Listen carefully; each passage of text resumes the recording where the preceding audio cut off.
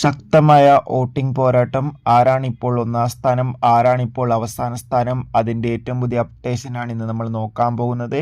വീഡിയോയിലേക്ക് മുൻപ് video like ചെയ്യുക, ചാനൽ സബ്സ്ക്രൈബ് ചെയ്യുക.